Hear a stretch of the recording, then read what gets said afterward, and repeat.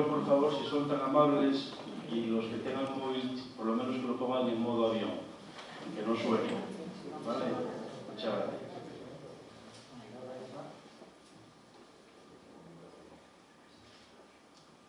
Bueno, pues un año más tenemos una charla cultural que viene programando tanto la Cofradía del Sagrado Corazón de Jesús como la Hermandad de Santa Águeda, junto con la Basílica Santuario. Y el año pasado ya tuvimos una conferencia que nos dio el ponente de hoy, que era sobre Santa Teresa de Jesús, escritora y maestra. Tuvo el éxito tan grande que tuvo la conferencia que al acabar la misma la gente nos sugirió y nos pidió: oye, ¿podría el año que viene darnos una charla sobre la princesa de Éboli y Santa Teresa de Jesús? Y bueno, en realidad, pues aquí nuestro ponente recogió el guante y hoy la tenemos aquí para darnos dicha charla. Voy a, no sé, hacer una breve presentación de nuestra ponente de hoy, rápida, para pasar y sin más a que nos hable ella. Doña Ana Menéndez Prieto es licenciada en Filología Clásica, fue directora del Instituto de Castellón, de Salinas Castellón, jefe de personal docente de la Consejería de Educación del Principado de Asturias, inspectora de Educación y profesora del Instituto Jovellanos. Tengo que decir que Ana, nuestra compañera, es muy conocedora aquí en la Basílica desde hace muchos años, lleva mucho tiempo aquí en la Basílica. Y no hay nadie que conozca la Basílica como ella, todo el arte y la historia que esconden los muros de esta Basílica. Yo le recomendaría que si algún día tienen interés en conocer el templo, la Basílica, el mejor guía, sin duda, es Ana. Es la persona más capacitada que hay para enseñar la Basílica. Y no hay más, o sea, yo ya dejo la palabra a Ana porque yo creo que va a ser más interesante lo que diga ella que lo que diga yo. Muchísimas gracias por venir a todos y Ana, te cedo la palabra. Bueno, pues muchísimas gracias, Mauricio, por esta presentación. Da gusto estar en casa, ¿eh? Y muchas gracias también a don Manuel Robles, al rector, por cedernos este espacio y por dejarnos estar aquí. Efectivamente, el año pasado también estábamos hablando de Santa Teresa y hoy pues vamos a hacer un poco esa semblanza de qué ocurrió cuando estas dos mujeres, Santa Teresa y la princesa de Éboli, se encontraron. Pero en primer lugar, a modo de pequeño resumen, ¿quién es Santa Teresa de Jesús? ¿Quién era? Bien, pues Teresa de Cepeda y Ahumada nació en Ávila en 1505, de una familia económicamente bien situada, de origen converso, debidamente ocultado, y gozó en su tiempo de un nivel cultural elevado para la época. Podía leer vidas de santos y también las novelas de caballería a las que era muy aficionada su madre. En su juventud, y ella así lo cuenta, disfrutó de las cosas de este mundo, joyas, vestidos, fiestas, y llevó una vida de alguna manera superficial a la muerte de su madre. Ella misma dice que se sintió atraída de forma desmesurada incluso por las cosas de este mundo, por las aventuras de la vanidad y los sentidos, incluso hasta el punto de poner en peligro su honra. Cuenta que su padre la mandó al convento, dice, aunque no acataba mi voluntad de ser monja, por razones ligadas a la honra. Era el trato con quien por vía de casamiento me parecía acabar bien. En relación a este trato, su confesor le aseguró que esto no iba contra Dios, cuenta ella. Así que su padre y su hermana María la reprenden y a los 16 años su padre la lleva al convento de Santa María de la Gracia. Ella dice que al principio los trabajos y la pena de ser monja no podía ser mayor que la del purgatorio. Era una comunidad austera, no tenía libros de entretenimiento, no tenía conversaciones emocionantes, pero ella misma confiesa que al cabo de un tiempo estaba más contenta que en casa de mi padre. Allí recibió por primera vez catequesis sobre la doctrina espiritual de San Agustín y conoció más detalles de su vida. Está allí 18 meses, en los que se produce un cambio, y ella en el capítulo 23 de la vida habla de vida nueva. No siente un deseo irrefrenable de ser monja, pero también ella misma dice que temía casarse. Es difícil saber quién influye más en su pensamiento, pero además de San Jerónimo y de San Gregorio, es sin duda San Agustín, especialmente las confesiones. Sus afinidades van mucho más allá de los textos doctrinales, son afinidades de vida interior, de experiencia, y ella cuenta que como San Agustín llegó a ser otra, pero siendo más ella misma. Así que en 1535, aunque su padre no le gustaba la idea, ella entró en el convento de la Encarnación de la Orden Mitigada del Santo Carmelo. Enfermó gravemente, estuvo 8 meses fuera y después volvió al convento. Tardaría 3 años en poder llevar una vida regular como la de sus hermanas y pasaría 26 años en este convento antes de iniciar su labor fundadora. Sus manifestaciones de devoción despertaron recelo y sospecha porque no parecían sinceras a sus detractores. Aún así, ella comenzó a practicar y a cultivar el recogimiento y la oración mental, prácticas entonces consideradas un poco peligrosas por su parecido con el alumbrismo y el protestantismo. Sus experiencias místicas aún eran más discutidas porque no era algo infrecuente que en los conventos hubiera mujeres que decían tenerlas. Todos fueron rigurosos con ella en su momento, pero no pudieron con su capacidad para la discusión teológica, con su conocimiento de toda la compleja doctrina religiosa.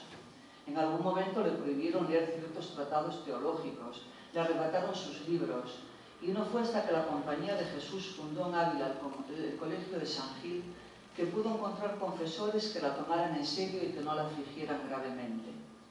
Con el tiempo, algunas de las autoridades de la época, como San Francisco de Borja o San Pedro de Alcántara, trataron con ella y la examinaron. En los últimos años se le permitió más libertad y pudo vivir como monja siguiendo su regla severa en casa de doña Guiomar Ulloa, seguramente por consejo de algún confesor que vio su necesidad de estar y de rezar sola, quizá también porque algún superior quiso tenerla lo más lejos posible. En este momento, estamos ya en 1560, ella parece haberse sacudido el poder que estos confesores oficiales tenían sobre ella, y dice: quedóme un señorío contra ellos bien dado del Señor de todos, que no me da más de ellos que de moscas. Y avanzó hacia una nueva época, esos magníficos 20 últimos años, pero refiriéndose a aquel periodo de miedos y demonios, dice en relación a aquellos directores espirituales que llegó a tener más miedo a los que tan grande lo tenían del demonio que al demonio mismo. Dice, porque él no me podía hacer nada, pero los otros la inquietaban mucho, y había pasado años de tan gran trabajo que ahora se preguntaba cómo había podido soportarlo. Así que en 1560, con algunas compañeras, anuncia su decisión de reformar la orden y de fundar un convento de acuerdo con la primitiva regla de la orden carmelita. En contraste con las carmelitas calzadas, vivirían enclaustradas, guardarían estricta disciplina, no aceptarían patrocinio, evitando así el dominio de los poderosos. No habría diferencias de rango social, vivirían de la limosna y el trabajo, no se llamarían doñas, no habría dotes ni se preguntaría por la limpieza de sangre. La oración no sería monótona, sino que sería relación de amistad con Dios, donde cada monja debía tener su espacio y su tiempo para la meditación y la oración. En 1562 logró fundar su primer convento, el de San José, y entre esta fecha y su muerte 20 años después fundó 17 conventos, incluyendo 2 para frailes, eso sí, siempre bajo la vigilancia de la Inquisición. Conforme crecía su obra, aumentaban también los críticos y censores en la orden mitigada, de cuya autoridad no se libró hasta 1581, un año antes de su muerte, y siempre bajo una vigilancia hostil. En cuanto a su faceta de escritora, su primer libro es Vida, que es una autobiografía, diálogo, oración, tratado espiritual. Finalizado el libro en 1565, estuvo un largo trecho en poder de la Inquisición, y entonces escribió El Castillo Interior, de alguna manera la continuación, en aquellos años que van hasta 1577. Camino de Perfección es su primera obra impresa, y estaba dirigida a sus hermanas, el contenido, la oración como elemento esencial de vocación. Es curioso porque de la obra hay 3 redacciones. La primera es la del Códice del Escorial, y esta no superó la censura, y uno de los párrafos fue tachado tan a conciencia que hasta fecha relativamente reciente, hasta 1833, no fue posible su lectura completa. El párrafo se refería concretamente a la falta de valor que se concedía a la mujer dentro de la Iglesia, en contraste con el valor que le había otorgado el propio Cristo, que siempre las había favorecido. Teresa cuestiona este monopolio cultural de los varones, reclama atención a la mujer en la Iglesia, a ser escuchada. No pensemos, sin embargo, que era ingenua en cuanto al concepto que tenía de las mujeres. Y en una carta al padre Mariano le dice: «En gracia me ha caído el decir vuestra reverencia que en viéndola la conocerá. No son tan fáciles de conocer las mujeres, que muchos años las confiesan y después ellos mismos se espantan de lo poco que han entendido». El epistolario fue muy abundante, se conservan 450 cartas, pudo llegar a 1200, hay autores que dicen que 5000 y hay quien afirma hasta que 15000. En todo caso son muy interesantes porque plantean una gran variedad de temas y de destinatarios, y en ellas se refleja una mujer de carácter, fundadora, madre, maestra y que conoce a la perfección todos los altibajos de la condición humana. Otras obras importantes, fundaciones, constituciones, el modo de visitar conventos, pero, como no, hay que mencionar la poesía. Ella la componía con motivo de fiestas religiosas o conventuales y estaba muy ufana porque tenía una gran habilidad para componer. Y no hay que olvidar, por el riesgo que supuso, que escribió una glosa libre al cantar de los cantares. Se necesitaba una gran audacia para que una mujer comentara la escritura, y más un libro sospechoso a hilos piadosos. Fray Luis de León había sido procesado por ello. De hecho, fue obligada a quemarla, pero ya circulaban copias de ella y además la había escrito varias veces. ¿Cómo pudo Santa Teresa en este contexto, siendo mujer y conversa, llevar a cabo toda su obra y además escribir? Bien, pues se vio obligada a desarrollar estrategias para acceder a la palabra y al discurso doctrinal. Las virtudes más destacadas de la mujer: obediencia, decoro, inhibición y sobre todo el silencio, como refleja Fray Luis en La perfecta casada. Silencio femenino se relaciona con castidad, la elocuencia con promiscuidad. En el libro de la vida, ella deja claro que escribe por obediencia y justifica así el hecho de atreverse a escribir.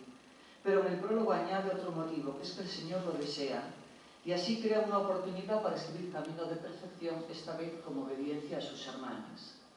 Nuevamente en las moradas se presenta acatando la orden de su confesor, pero en una carta previa afirma su entusiasmo con este proyecto. Este concepto de escritora por obediencia es actualmente dudoso, y está claro que se trata de una estrategia, pues en las cartas y en testimonios que llegan por terceras personas queda claro su gusto y su afán por la escritura. Ella debía de entregar sus escritos a su confesor, así que le dice con frecuencia que los rompa, que los queme, con expresiones como «mucho me atrevo, rómpalo vuesa merced si mal le parecía». Pero sabemos que cuando le alteraban el texto no le gustaba y sufría, porque es evidente que tenía conciencia de la valía de sus escritos. Ese estilo cotidiano de práctica informal fue la raíz que ella adoptó para poder escribir de temas doctrinales, algo vetado a las mujeres, tal como se refleja en la carta de San Pablo a Timoteo. Recordamos un poco que las mujeres escuchan la instrucción en silencio, con todo respeto. No permito que ellas enseñen, ni que pretendan imponer su autoridad sobre el marido. Al contrario, que permanezcan calladas. Ella conoce esta situación, dice: basta ser mujer para caérseme las alas. Cuando habla de su vivencia espiritual, cuenta que si lo ha hecho abiertamente, en ocasiones ha sido objeto de abruptos y de desconsideradas respuestas. Insiste en su flaqueza, tan ruin, tan flaca y miserable, para poder expresar su experiencia y enseñanzas bajo una apariencia de fragilidad y candidez. La continua alusión a sus muchos pecados, además de su experiencia ante la misericordia de Dios, le sirve para desmarcarse de los alumbrados y alejar sospechas. Aún así se ganará la amenaza de excomunión y el reproche del nuncio Felipe Sega, aquello que todos conocemos, ¿no? Fémina inquieta y andariega, desobediente, que anda fuera de la clausura, en contra de lo que dicta el Concilio de Trento, que anda enseñando malas doctrinas y enseñando como maestras contra lo que San Pablo nos dijo.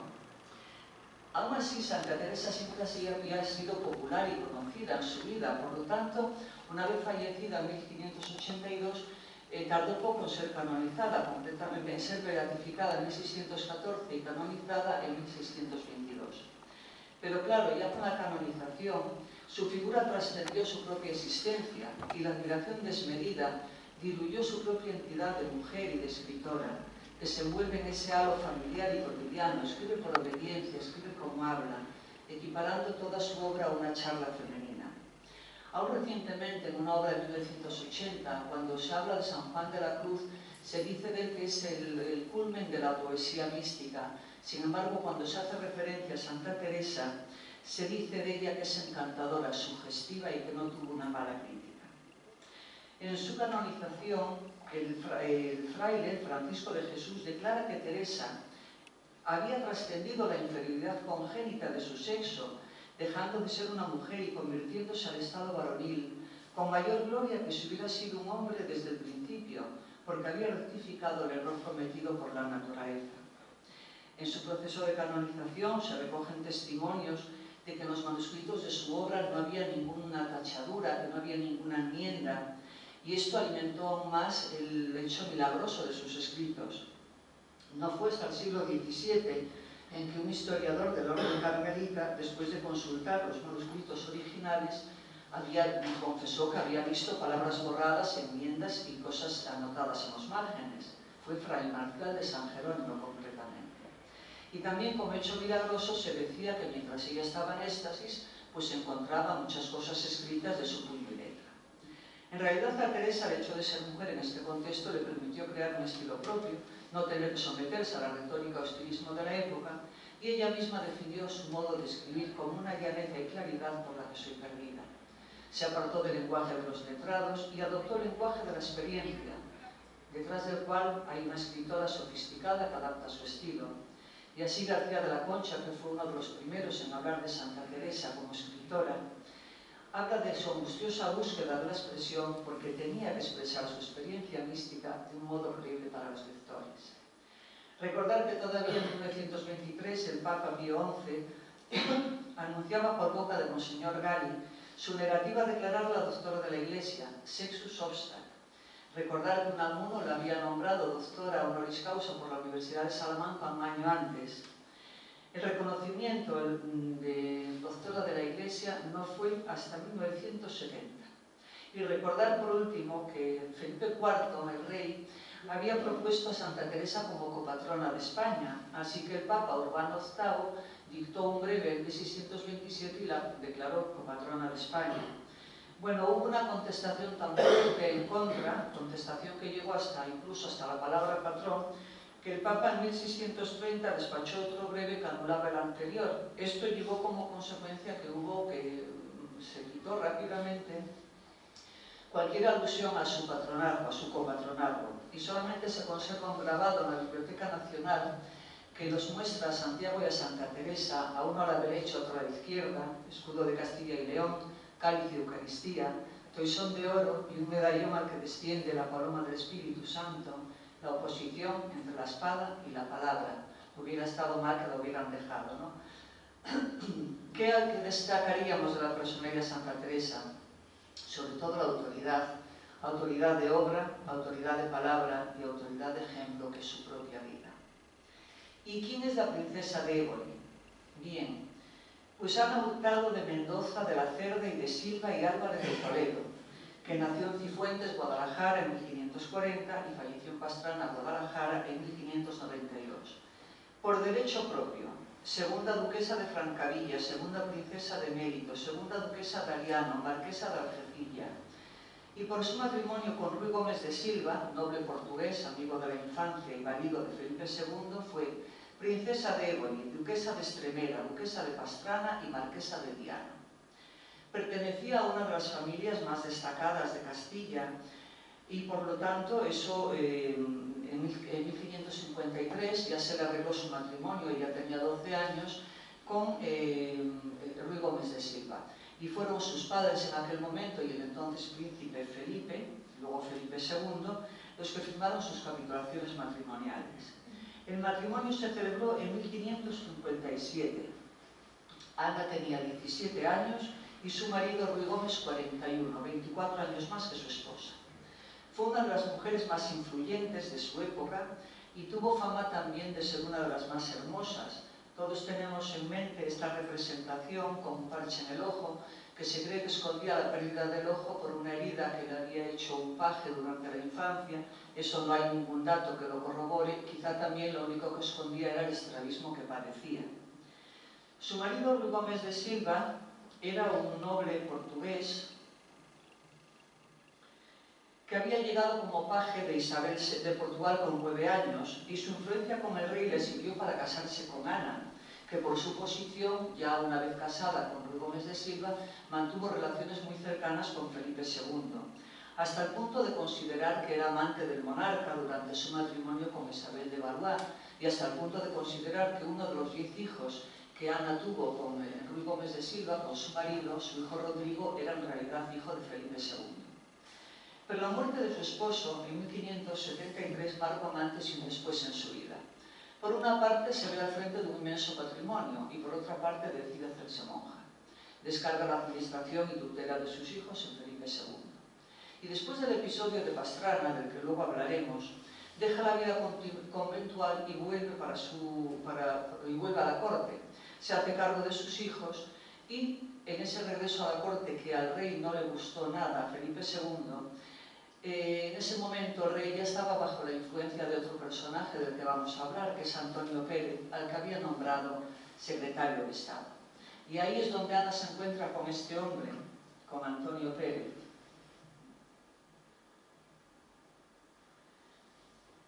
Tenían en común que eran de la misma edad. Entonces establece una relación con él y esta relación fue descubierta por Juan de Escobedo, que era secretario de Juan de Austria, el hermano bastardo del rey. Antonio Pérez, temeroso de que fuese revelado al rey este hecho, se adelantó y denunció a Escobedo, acusándolo de graves asuntos políticos. Como consecuencia, Escobedo apareció muerto a estocadas y rápidamente la opinión acusó del hecho a Antonio Pérez. Aún así, pasó un año antes de ser detenido. No están claros los motivos del asesinato de Escobedo y la caída de la princesa. Es más que probable que la princesa y Antonio Pérez mantuvieran una relación sentimental, pero en realidad esto no fue lo importante. Es mucho más relevante la intriga que los dos tenían en relación a la sucesión del trono vacante de Portugal, porque la de Éboli quería casar a una de sus hijas con uno de los hijos de los duques de Braganza, herederos al trono de Portugal. Y también los unía su conspiración contra Juan de Austria en su intento de casarse en aquel momento con María de Escocia de la Casa de Estuardo. Y aquí aparece otra persona importante en todo este relato, que es Juan de Austria, que es el hermano bastardo del rey. Al principio Felipe II estaba bien dispuesto con su hermano, que tras la victoria de Lepanto había llegado a la cumbre de su fama, e incluso a la idea de ceñir una corona. ¿Por qué no? Eso a muchos le parecía lo justo.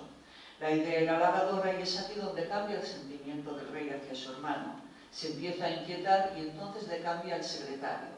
Destituye a Juan de Soto y lo cambia por Juan de Escobedo, con la idea de que Juan de Escobedo moderara los proyectos de Juan de Austria. ¿Por qué? Porque Escobedo había sido empleado de la casa de Éboli y tenía la confianza de Ruy Gómez de Silva, pero en vez de cumplir el encargo encomendado, parece ser que alentó su deseo de ceñir una corona. Felipe II seguía la idea de su padre de una monarquía universal y no estaba dispuesto a ceder ni un ápice de terreno a su hermano, que aunque siempre le fue leal, lo cierto es que quiso proponerse para el trono vacante de Polonia y luego intentó contraer matrimonio con María Estuardo cuando María Estuardo quedó viuda de Francisco II de Francia. El rey lo nombra gobernador de los Países Bajos, pero en vez de ir directamente allí, pues se fue por Madrid a la corte. En aquel momento Antonio Pérez estaba en su momento de mayor influencia sobre el rey. Y Juan de Austria hizo como hacían todos los demás, lo colmó de dádivas y de atenciones para que intercediera favorablemente por él ante el rey. Así que cuando llegó a los Países Bajos, las tropas al servicio de España, amotinadas, habían saqueado Amberes. ¿Hubiera evitado esto si hubiera ido directamente a los Países Bajos sin haber pasado por Madrid? Quizá. El hecho es que cuando llegó se encontró sin ejército y sin dinero y envió a su secretario Escobedo a Madrid para buscar dinero y tropas. Y confiado le da a Antonio Pérez un poder para enmendar sus cartas si así le parecía bien.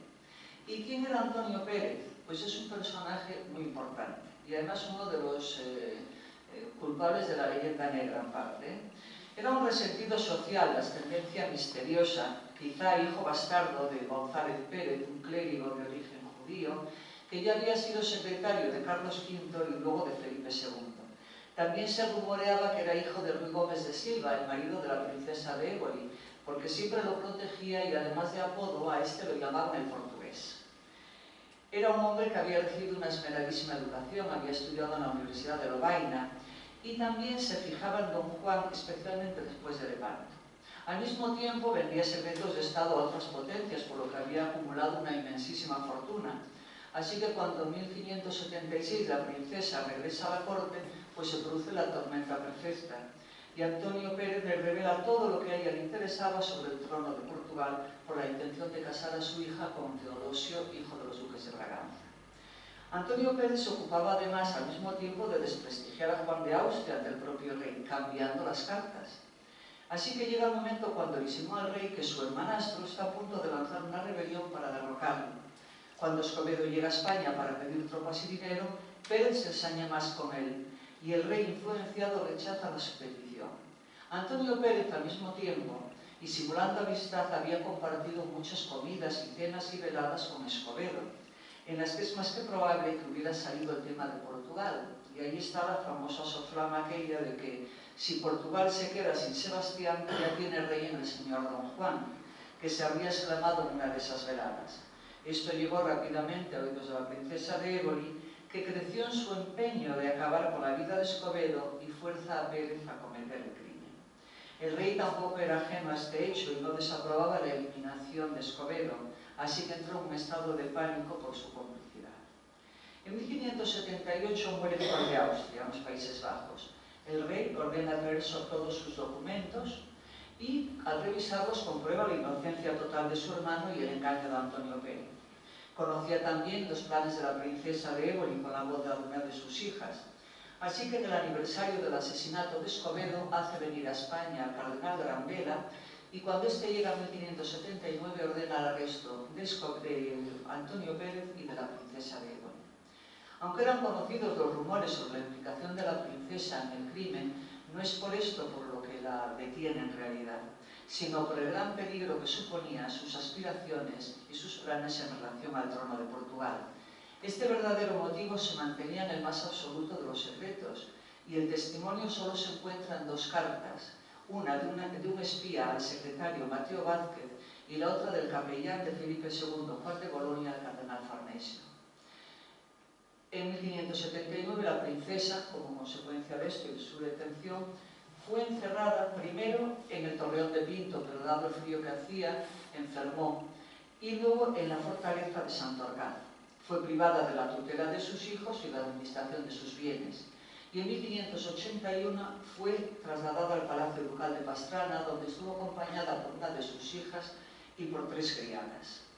Es una imagen muy conocida, esta del balcón del palacio, el balcón de la hora, el famoso balcón donde se le permitía asomarse cada día por espacio de una hora. En 1590 Antonio Pérez se fugó y se puso bajo el amparo de la justicia de Aragón. Luego huyó a Francia y luego huyó a Inglaterra. Entonces, a partir de la fuga de Antonio Pérez, Felipe II ordenó poner rejas en todas las ventanas y en todas las puertas del palacio. ¿Qué pudo llevar al rey a tanta crueldad con la princesa? Eso es imposible de saber. Ella en las cartas que le escribe lo llama primo y le pide que la ayude y que la proteja. Él, sin embargo, le dedica apelativos poco delicados, la llama hembra marrana. Pero es verdad que siempre protegió y cuidó a sus hijos y nombró un administrador para sus bienes. Ana falleció en febrero de 1592 y está enterrada en la colegiata de Pastrana junto a su esposo. En cuanto a Portugal, pues andando el tiempo, el rey Don Enríquez, por supuesto, murió en 1580. Ese mismo año el duque de Alba conquista Lisboa y Felipe II es proclamado rey de Portugal. Y curiosamente, con el tiempo, pues Luisa de Guzmán, nieta de la princesa de Éboli, casada con Joao, octavo duque de Braganza, restituyó nuevamente la independencia a Portugal. Bien, estas son estas dos mujeres. Cuando ellas se encuentran, Santa Teresa había nacido en 1515, la princesa de Éboli en 1540, y cuando empieza su labor fundadora estamos en 1562. Las dos eran mujeres preparadas, cultas, porque no solamente entre las clases bajas las mujeres no solían saber leer y escribir, también entre las clases acomodadas había ciertas corrientes que decían, bueno, que saber leer sí, pero escribir no. Teresa sabe quién es Ana de Mendoza, que es una mujer muy influyente en la corte, y sabe también que es de la facción enfrentada o enemiga de los Alba, con quien Santa Teresa llegará a tener una relación especial. El objetivo de los Égoli y Mendoza era tener siempre mejor posición que los Alba, y con este fin acometen diversas empresas. En la vía ducal de Pastrana edifican este tremendo palacio renacentista, logran que la iglesia de Pastrana sea declarada, tenga bula papal para convertirse en colegiata, con 48 canónicos, más que cualquier de las catedrales de España y solo uno menos que la Catedral Primada de Toledo. La princesa quiere ahora que Santa Teresa funde uno de sus conventos bajo su supervisión y protección, y así lo solicita junto a su marido. En menos de un año y hartos trabajos que pasamos, dice la santa, por pedirme algunas cosas que no convenían a nuestra religión, fundó no solo un convento, sino dos, uno masculino y otro femenino. Aunque Santa Teresa se resistió al principio, finalmente accedió y tuvo que residir en el palacio y resistir sus propuestas, cediendo en algunos casos a instancias de su marido Ruy Gómez. Como priora del Nuevo Carmelo trae a Isabel de Santo Domingo, importante este nombre que luego lo recogeremos otra vez. Pero lo peor llega cuando fallece Ruy Gómez y la princesa se presenta allí vestida con el hábito de monja e ingresa en el convento. Ella quiere imponer su voluntad a la priora, quiere saltarse las barreras de la comunidad, los cánones tridentinos, las normas de Santa Teresa, quiere recibir visitas, quiere que se rece por su esposo diariamente, pero de manera vocal, no entiende el valor de la oración mental, que es una de las prácticas más novedosas de Santa Teresa, y incluso de vuelta a su palacio de Pastrana no cesa su hostilidad. Así que las monjas, ante esa situación ya insoportable, escriben a su fundadora que les ordena abandonar el convento. Dice, aún después que dejó el hábito, estando ya en su casa, le daban enojo a las monjas. Dice, yo procuré con cuantas vías pude que quitasen de aquí el monasterio. Eso sí, muy pronto funda un nuevo monasterio, un nuevo Carmelo en Segovia. La relación entre ambas la conocemos por algunas cartas, por las fundaciones, y generalmente se ha atribuido estos desencuentros entre Santa Teresa y la princesa a lo que hoy podríamos llamar un tema de salud mental. Es decir, su melancolía, forjada en la niñez, su padre, un matrimonio adolescente, innumerables embarazos, partos, finalmente el fallecimiento de su esposo, que es el detonante de su entrada en el convento. Dice Santa Teresa, no le podían caer en mucho gusto las cosas a las que no estaba usada del encerramiento. La priora no podía dar libertades que la princesa quería. Santa Teresa dice que hizo lo posible, pero el conflicto era irremediable. La clausura era insoportable para la princesa, dice, la misma pena que tenía de su estado de viuda, melancólica, dice, y también una criada que llevó consigo. La fundación de Pastrana fue en 1569 y en Segovia en 1574. Y Santa Teresa lo cuenta en el capítulo 17 y 21 de su libro de las fundaciones. Bien, esta es la historia que siempre hemos conocido, la que nos han contado. Hasta ahí lo sabíamos. Pero hay que tener en cuenta una serie de cosas que son muy importantes. La princesa de Éboli, a lo largo del tiempo, ha despertado una gran atracción con abundantes leyendas, novelas, libros de historia, películas. Es un hecho que contrasta un poco con la reticencia de la historiografía tradicional en cuanto al protagonismo de las mujeres.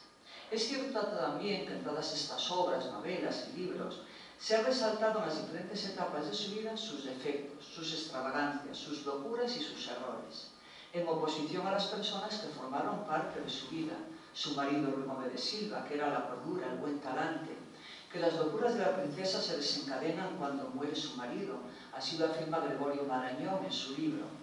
Pero no se tiene en cuenta un dato muy importante, que es precisamente cuando muere su marido y ella es viuda, cuando tiene toda su autoridad, cuando se hace cargo de todos los bienes de la casa de Pastrana y de toda la influencia de su poder. Se la opone a Santa Teresa de Jesús, con quien comparte el episodio de Pastrana, cuya interpretación sirve para acentuar su carácter alocado, que llevaría a su posterior encarcelamiento, frente a la prudencia, la inteligencia y la sensatez de Teresa en su proceder. Nuevamente, esto lo dice Marañón. Es un hecho que se salda en definitiva con el cierre de un convento renombrado, una decisión única y que supone un enfrentamiento abierto con la princesa y todo lo que ella significa. En cuanto a Santa Teresa, hay que remarcar que en su primera época su reforma carmelita estuvo ligada a una poderosa red espiritual, nobiliaria y femenina que tuvo en la familia Mendoza sus más importantes aliados y protectores. Esa nueva corriente de espiritualidad y la favorable acogida de la reforma de Santa Teresa ante los Mendoza se enmarca en la fuerte tradición que liga esta casa con movimientos reformistas, franciscanos, alumbrados y erasmistas. Dentro de este ambiente espiritual fue educada la princesa de Éboli. Es importante tener una perspectiva sobre las relaciones de la santa con la Casa de Mendoza, y en particular con la princesa y su relación con otros aristócratas, como la duquesa de Alba, en cuya corte finalmente muere. Los vínculos de Santa Teresa con la Casa de Mendoza arrancan desde el inicio de las fundaciones, en 1561, cuando emprende la fundación del convento de San José de Ávila con la aportación de doña Guiomar de Ulloa. En la Navidad de ese año, el provincial de los Carmelitas le ordena que vaya a Toledo para acompañar a María Luisa de la Cerda, que se había quedado viuda, y permanece en el palacio con Luisa de la Cerda 6 meses. Ese encuentro es decisivo por el apoyo que le brindará el bloque de los Mendoza. Era un bloque que había apoyado ya desde un siglo antes todos los movimientos reformadores, que defendían una práctica más vivencial, más interior y personal, asumiendo las diferentes corrientes de misticismo y religiosidad. El bloque de los Mendoza, identificado como humanista, y luego como ebolista, que estará enfrente del bloque de los Alba, que sería el otro bloque, partido imperial o albista, que representa la ortodoxia por el formalismo a la práctica religiosa y la intransigencia política. Luisa de la Cerda, a la que ella va a acompañar, era hija del segundo duque de Medinaceli, perteneciente al bando de los Mendoza, con los que tenía lazos de parentesco por matrimonio, por dinastía, por linaje y por razones económicas también. Y su madre era hija de los condes de Cifuentes, linaje también afín a los Mendoza por razones de matrimonio. Por lo tanto, la madre de la princesa de Éboli y Luisa de la Cerda eran primas carnales, y de Luisa de la Cerda eran primas carnales. Eran hermanas y ellas dos primas carnales. La relación iba un poco más allá, porque María Luisa de la Cerda en su juventud había mantenido una relación con Diego Hurtado de Mendoza, príncipe de Mérito y padre de la princesa de Éboli. Y de esa relación había nacido una niña, la única hermana, bastarda en este caso, de la princesa. En 1561, Luisa de la Cerda era ya viuda del mariscal Arias Pardo, con el que se había casado después de aquel escándalo de juventud, y Ana de Mendoza era ya princesa de Éboli, casada con el Gómez de Silva. Y aunque se pueda pensar en que por este episodio no se llevaban bien, o estaban distanciadas Luisa de la Cerda, la princesa de Éboli, su madre, etc., lo cierto es que se conocieron, coincidieron con Santa Teresa en el palacio de Luisa de la Cerda en Toledo. Allí también estaba María de Salazar, que fue futura priora carmelita y poeta, con el nombre de María de San José. Estaba también la hermana del príncipe de Mérito, María de Mendoza, etc. Y en este palacio, como otros, se reunían muchos grupos de mujeres que, además de lazos de parentesco, compartían inquietudes espirituales y culturales. En 1562, Teresa tiene que volver a Ávila y realiza esta primera fundación del convento de San José. Y aquí permaneció 5 años, en los que no se libró de disgustos ni de la mirada de sus vigilantes, que la obligaron en ocasiones a derribar las pequeñas ermitas que las monjas construían en el huerto para retirarse y orar. Esta práctica, como otras de Santa Teresa, despertó el recelo de las autoridades religiosas que veían desviaciones y riesgos peligrosos. La solución le vino de la mano de María de Mendoza, hermana del obispo de Ávila, Álvaro de Mendoza, y amigo de Luisa de la Cerda, que con su donación permitió la ampliación del huerto, añadió más terreno y la construcción de una ermita a la que seguirían otras.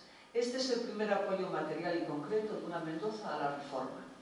En agosto de 1566, por la bula papal, se promulga la clausura en todos los conventos, con el triunfo de las tesis de necesidad de cambiar con la vida conventual y de protección de mujeres frente al mundo, posibles tentaciones y debilidades. Esta orden no fue bien acogida por las mujeres solteras o viudas que disponían de bienes y fortuna, y podían llevar una vida cultural activa y una intensa vida espiritual en un beaterio o en un monasterio, pero no sujetas a la autoridad como las monjas, opción que había sido elegida por varias mujeres de la familia Mendoza, Brianda de Mendoza, María de Mendoza, e incluso por la propia madre de la princesa de Éboli, hasta que se vio obligada a un matrimonio tardío ya con 28 años por razones de linaje. Sin embargo, este decreto tridentino favoreció la obra de Santa Teresa al imponer una reforma de todas las órdenes para sujetarlas a los votos de castidad, pobreza y obediencia. Y el prior de los carmelitas, encargado de materializar la reforma, vio con buenos ojos su obra y le dio permiso para nuevas fundaciones. En cuanto al itinerario de las fundaciones, se ha mantenido siempre que no respondió a un plan, sino que las diferentes circunstancias determinaron los diferentes enclaves. Pero lo cierto es que la siguiente fundación tuvo lugar en 1567 en Medina del Campo, próximo a Olmedo, donde María de Mendoza tenía una finca y consiguió además que Teresa se pudiera entrevistar con su hermano el obispo de Ávila, Álvaro de Mendoza, que le permitió salir del convento de San José y fundar en Medina. El recorrido entre Olmedo y Medina, esto es muy importante, Teresa y sus monjas lo hicieron en el carruaje de María de Mendoza. Después de esta fundación, otros Mendoza la requieren. Bernardino de Mendoza promete una propiedad a la entrada de Valladolid. Luisa de la Cerda quería que fundara en Malagón. La princesa de Éboli también quiere que funde en Pastrana. Teresa se decantó en aquel momento por la que le parecía más sencilla, que era la fundación de Malagón, que era el sitio, el feudo del difunto marido de Luisa de la Cerda en Mariscal Arias-Pardo. Así que, mientras las obras no estaban terminadas, las monjas se alojaron con Luisa de la Cerda. Bien, ¿cuáles fueron las condiciones de esta fundación de Malagón? Malagón no era una ciudad, por lo tanto, las monjas no tendrían recursos para mantenerse. Pero Luisa de la Cerda tiene casa, tiene iglesia, tiene una renta anual, así que no tendrán que vivir de la caridad. A cambio, celebrarán una misa diaria por su esposo y se tendrá derecho de patronazgo. Estos elementos son contrarios a los principios de la Reforma, pero en este caso los admite. Años después, estas mismas condiciones, requeridas por la princesa de Éboli, se tendrán como exigencias de una mujer caprichosa, dominante, alocada y peligrosa, y será parte del argumento que se utilice para abandonar Pastrana. En este tiempo de la fundación de Malagón, Teresa entrega su libro de la vida a Luisa de la Cerda para que lo lea. Lo había entregado a otras personas también. Y en 1568 va a Valladolid para realizar la fundación requerida por María de Mendoza. La casa donada por su hermano resulta insuficiente, así que la propia María cede una parte de su palacio a las monjas, hasta que puedan ocupar el convento. Teresa convivirá con María de Mendoza en el palacio un largo tiempo. La siguiente fundación es en Toledo. En este caso el benefactor es un rico comerciante, Martín Ramírez, y esta fundación es el primer roce de Santa Teresa con la casa de Mendoza, porque en vez de atender la petición de una de ellas, de la princesa de Éboli concretamente, atiende la petición de este comerciante, que además era converso. Santa Teresa misma lo cuenta, que a muchas personas les pareció mal, y que yo no reparaba mucho en esto, porque gloria sea a Dios, siempre he estimado más la virtud que el linaje, dice ella. Aún así, Teresa y las monjas ocupan el palacio de Luisa de la Cerda, hasta que el edificio está preparado y los permisos se arreglan. En este momento, Santa Teresa es consciente que no es preciso ya estar sujeta al favor de clanes tan aristocráticos, tan poderosos y tan importantes como exigentes, como es la Casa de Mendoza, y que su reforma está ya lo suficientemente asentada como para abrir y aceptar nuevas puertas. Su actuación es interpretada como una falta de gratitud, pero aún así vuelve a ser favorecida por los Mendoza. Desde la fundación de Medina del Campo, Teresa quería llevar su reforma a la rama masculina y establecer un monasterio de descalzos. Pastrana le ofrece esta oportunidad. Así que en mayo de 1569 un mensajero de la princesa llega a Toledo para llevarla a Pastrana en el propio carruaje de la princesa. Teresa tiene dudas, le parece demasiado pronto para abandonar Toledo. Se dirige a la capilla a rezar, le parece que Dios le pide que se ponga en camino. Consulta a su confesor, que le hace pensar en Ruy Gómez, sobre el que ella escribe: para todo era bueno tener a Ruy Gómez, que tanta cabida tenía con el rey. Y con todo, dice, aunque de esto no me acordaba, más bien sé que no la quería disgustar. Hay que pensar que Santa Teresa comienza a escribir las fundaciones en 1573 hasta 1579, es decir, escribe sus recuerdos. En cuanto al episodio de Pastrana, cuando ella lo cuenta, el convento ya no existe, ya se ha llevado a las monjas y sus benefactores ya no son los Mendoza. Se puede percibir un cierto afán de justificar la voz de Dios, la influencia de Ruy Gómez, motivos por los que había acudido y atendido la llamada de la princesa. A partir de ahí, la valoración sobre todo lo acontecido siempre es negativa. Teresa fue recibida de forma suntuosa en Pastrana. Este hecho es utilizado de forma crítica como una muestra de extravagancia y altivez, así lo recoge Marañón. Sin embargo, ya había sido recibida con iguales fiestas en Malagón, donde acudió en el carruaje y acompañada por Luisa de la Cerda, o en Valladolid, donde monjas y frailes fueron recibidos en procesión y con los aplausos de la multitud. Así también fue trasladado de las monjas al convento de Toledo. En Pastrana, la princesa había dispuesto una casa que resultó ser pequeña, que era algo bastante común. En Malagón tardaron mucho en poder ocupar la casa. En Valladolid, la casa donada por Bernardino de Mendoza resultó ser insalubre y las monjas se enfermaron, incluida la propia de Santa Teresa, de malaria. Pero solo en Pastrana este hecho, esta falta de adecuación, se interpreta como un capricho de la princesa para mortificar a las monjas. En Pastrana, la princesa facilitó otro edificio extramuros y se ocupó de reedificarlo de acuerdo a las peticiones de Santa Teresa. Se encargó también de elegir una iglesia y de que tuviera una amplia huerta. Mientras tanto, Teresa y las monjas se alojaron en el Palacio Ducal y convivieron con la princesa como lo habían hecho con María Luisa de la Cerda o María de Mendoza, y como lo harán posteriormente con la duquesa de Alba. Bien, la princesa establece también las condiciones de la fundación. Si las monjas no encuentran recursos para mantenerse, ella proveerá lo que necesiten. No tendrán que vivir de la caridad, eso sí, a cambio de eso tendrá derecho de patronato. Estas mismas condiciones se habían admitido en la fundación de Malagón, sin embargo ahora parecen inaceptables, y así lo expresa Teresa. Algunas cosas que no convenían a nuestra religión, así que me determiné a irme de allí sin fundar. Lo cierto es que no se fue y sí fundó, y consiguió que Ruy Gómez le cediera unos terrenos fuera del núcleo urbano con unas ermitas donde fundó el primer convento reformado masculino descalzo, que tuvo una larga y brillante trayectoria con financiación del príncipe de Éboli y restante de duques de Pastrana, que ejercieron siempre derechos de patronado. Teresa entrega en este momento, durante el tiempo que residió en el palacio, la princesa, convivieron Santa Teresa con la princesa de Éboli, y ella les solicita el libro de la vida, tal como lo había hecho María Luisa de la Cerda. Teresa se lo entrega no de buen grado, sino a instancias de su marido, de Ruy Gómez de Silva. En un momento se cuenta que la princesa lo estaba leyendo con sus sirvientas y que ellas se mofaron de los éxtasis de la santa.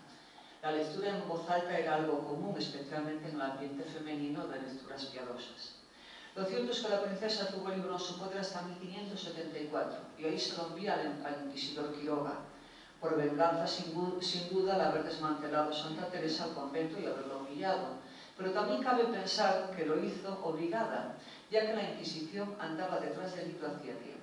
Teresa además había distribuido numerosas copias, por lo que parecía decidida que el libro llegara en un momento u otro a la Inquisición antes de que permaneciera en los conventos, en el claustro. Hasta 1575 los inquisidores deciden abrir instrucción. Pero en 1573 fallece Ruy Gómez de Silva y ella, llevada por el dolor, se dice, decide meterse monja y se presenta vestida con el hábito carmelita e ingresa con el nombre de Sorana de la Madre de Dios. Cuando la priora Isabel de Santo Domingo se entera, dice: la princesa monja, ya doy la casa por deshecha. Pero antes de que esto suceda, ocurren un par de hechos muy importantes. Después de Pastrana, Teresa fundó en Salamanca, donde fue apoyada por otro Mendoza, el obispo Pedro González de Mendoza. Y 2 meses después recibió un mensaje muy importante para ir a fundar a Alba de Tormes. La invitación no llegó de la duquesa de Alba, sino que llegó de Francisco Velázquez y su esposa Teresa de Lay. La duquesa de Alba quería un convento de la reformadora más famosa, pero a causa de los comentarios y controversias sobre su misticismo y el amplio apoyo que su reforma recibía de los Mendoza, sus antagonistas, y especialmente de su enemiga, la princesa de Éboli, no podía permitirse un escándalo y así quedaría protegida al fundar el convento con el patrocinio de Teresa de Lay y con los fondos dinerarios del duque de Alba. Parece ser que tanto Santa Teresa como su confesor Báñez estuvieron de acuerdo en la estratagema y no resultó problemático que la fundación se mantuviera gracias a una renta anual y que tuviese patronado, y lo aceptó. La fundación se realizó con bastante discreción. En 1571 ya la política había cambiado en relación a la revuelta de los Países Bajos y no había obtenido resultado la dirigida por Ruy Gómez de Silva, y cambia la política hacia la dirigida por el duque de Alba. Bien, esto supone en la práctica una pérdida de influencia del bloque encabezado por el príncipe de Éboli y de su ideología política y su posición religiosa, y el auge de la importancia de los Alba y sus posiciones. Había ocurrido también, Teresa en aquel momento era priora de la Encarnación, y la Inquisición empezó a presionar a su círculo más cercano.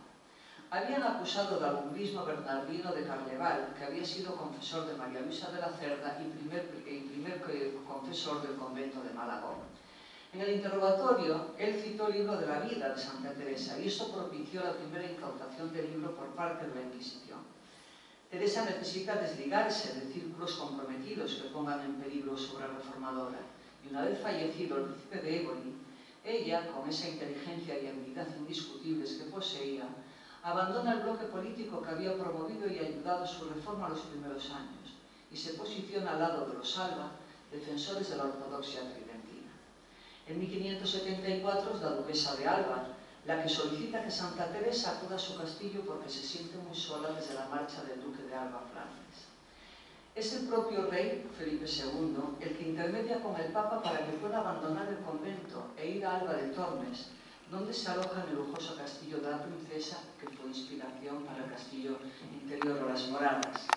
Y es estando allí, seguramente, donde le llegan las quejas de la priora de Pastrana, molesta por la vida de la princesa en el convento. Desavenencias que la de Alba, manifiestamente hostil a la princesa, utilizó y manipuló en contra de esta. En la historia es clave Isabel de Santo Domingo, priora del convento de Pastrana, porque pertenecía a la familia Bracamonte, que fueron condes de Peñaranda y clientes del duque de Alba, a cuya sombra habían prosperado y habían progresado. La situación en Pastrana era ya insoportable, y además ocurría otra cosa. La rama masculina manifestaba bastantes problemas, porque dos de sus monjes más destacados, Mariano de San Benito y Baltasar de Jesús, seguían a una beata llamada Catalina de Cardona, que junto a ella habían fundado dos monasterios de carmelitas descalzos, uno en la Roda y otro en Altamira. Así que Teresa sin duda temió también por sus monjas y que estos problemas se extendieran. Pastrana era el único lugar donde convivían dos conventos reformados y tal vez tendría el contagio del conflicto. Así que las monjas salen de Pastrana de noche y parten hacia Segovia, donde Isabel de Santo Domingo ya tenía una casa y permiso para fundar. Quizá fue este temor la única razón que movió a Teresa a cerrar este convento. No lo cuentan sus escritos, pero a partir de ahí su obra toma otras direcciones. Lo cierto es que su decisión de abandonar a la princesa de Éboli y aliarse con los de Alba resultó muy certera. Santa Teresa falleció en Alba de Tormes en 1582, cuando asistió al nacimiento del nieto del duque de Alba y heredero del ducado. La princesa había sido ya encerrada por orden real en 1579 y falleció en 1592, 10 años después que la santa. Santa Teresa refleja el episodio sin acidez hacia la princesa, de forma comedida y breve. Esta experiencia fue única y dolorosa, pero demuestra una vez más que ni ante la nobleza o la política la santa se doblegó y deja patente su clara inteligencia en cuanto a su posicionamiento con los Alba en el nuevo contexto político. Aunque pueda parecer un fracaso de su fundación, es en realidad un triunfo de su libertad, de su autonomía espiritual y una prueba de su no sometimiento al poder temporal de la princesa y una buena decisión estratégica a tenor de cómo discurrieron los hechos del nuevo panorama político. Quiero acabar con esta última imagen. Bueno, ahí vemos a la princesa de Éboli en todo su esplendor, vestida a la moda de la época, con joyas. Es una mujer sin duda inteligente, ambiciosa, pero claro, es una ambición encaminada a la consecución de sus planes políticos, de sus planes personales, de sus planes de poder, que la llevan incluso pues a una conspiración, como es el tratar de colocar a una de sus hijas en el trono de Portugal y también pues, a ser cómplice de un crimen, ¿no? el asesinato contra un escudero. Por otra parte, tenemos a Santa Teresa, que sin duda es también una mujer muy culta, una mujer inteligente, una gran estratega, y también tiene sus planes. Pero claro, sus planes tienen un poco que ver con con el mundo de la ambición terrenal, ¿no? Son los planes de Dios y es por esos planes por los que ella hace todo lo que ha hecho en su vida, todas sus estrategias y todas las cosas que pudo para esa consecución de toda esa planificación que ella tenía. Quizá es una persona de la que todavía queda mucho por descubrir y se perdió una gran oportunidad. Creo que no tuvo toda la resonancia que debía haber tenido, tanto el 5º centenario de su nacimiento como el 4º centenario de su canonización el año pasado. Digo a nivel institucional, no a nivel de círculos más pequeños, pero es una mujer para descubrir muchas cosas, de una inteligencia muy difícilmente igualable. Bueno, espero que les haya gustado.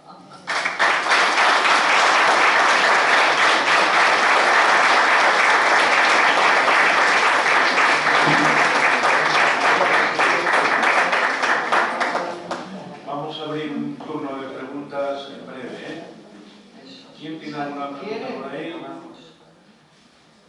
Si está todo claro. Una cosa que preguntar aquí. A ver, Fátima. Como son muchos datos y no se pierde un poco, ¿en qué castillo de los duques de Alba fue donde ella fue a acompañar a la duquesa cuando el duque se fue a Flandes? En Alba de Tormes. Alba de Tormes.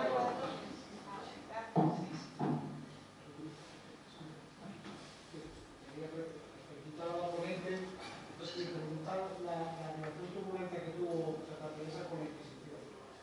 ¿Y cómo es posible que se respetara al final sus decisiones? Porque en ese momento en España en ese momento tenía, digamos, delegado del rey. Y piensa que la Inquisición dependía fundamentalmente de la Iglesia y no la Iglesia.